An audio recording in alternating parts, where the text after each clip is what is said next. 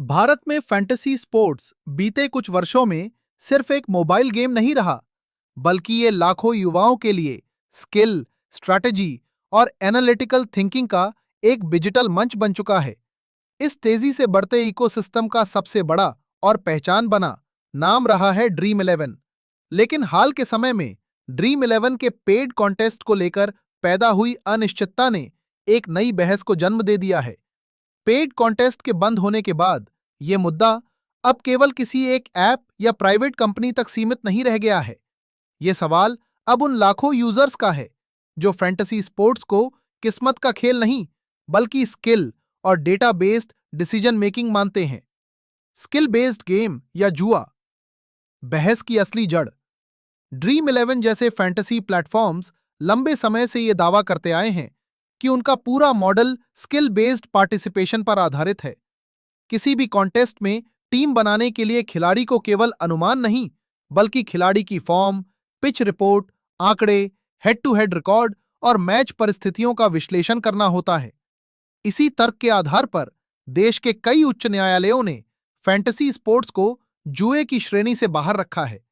इसके बावजूद paid contest को लेकर समय समय पर उठने वाली सख्ती और अस्पष्टता ने यूजर्स के मन में असमंजस पैदा कर दिया है।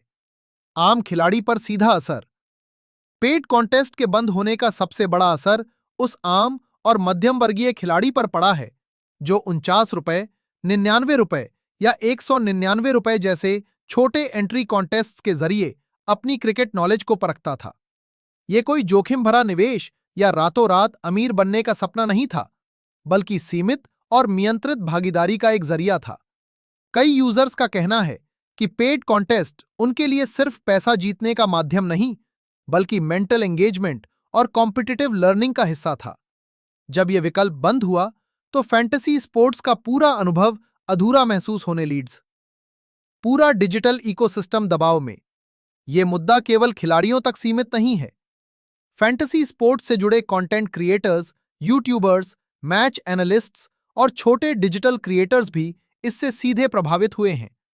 पेड कॉन्टेस्ट के आसपास बनने वाला strategy based content, team prediction और एनालिसिस वीडियोस धीरे धीरे रेलेवेंस खोते जा रहे हैं।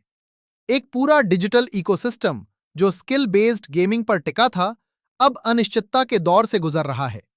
क्या बंद करना ही समाधान है? विशेषज्ञों का मानना है कि किसी भी डिजिटल प्लेटफॉर्म में जोखिम की संभावना हो सकती है, लेकिन उसका समाधान पूरी तरह बंद करना नहीं, बल्कि प्रभावी रेगुलेशन होना चाहिए।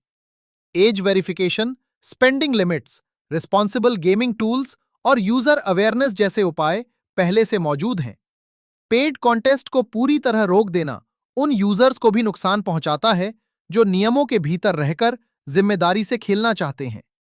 स्किल इंडिया सोच और फैंटेसी स्पोर्ट्स। भारत सरकार लगातार स्किल डेवलपमेंट, डिजिटल इनोवेशन और डेटा ड्रिवन इकोनॉमी को बढ़ावा देने की बात करती रही है। ऐसे में फैंटेसी स्पोर्ट्स जैसे प्लेटफॉर्म्स जो एनालिसिस और डिसीजन मेकिंग पर आधारित हैं, उसी सोच का विस्तार माने जाते हैं।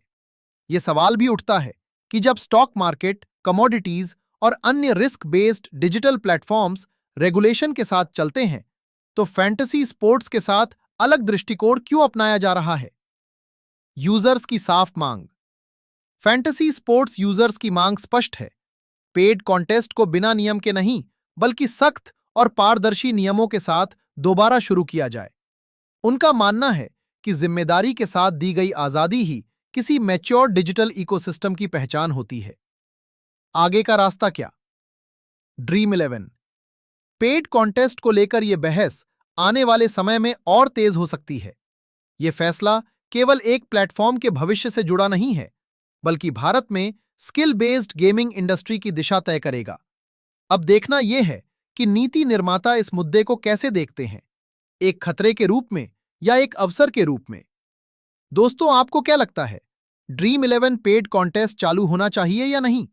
अपनी राय हमें कमेंट में जरूर बताइए और ऐसी ही खबरों और विश्लेषण के लिए चैनल को सब्सक्राइब करना ना भूलें। धन्यवाद।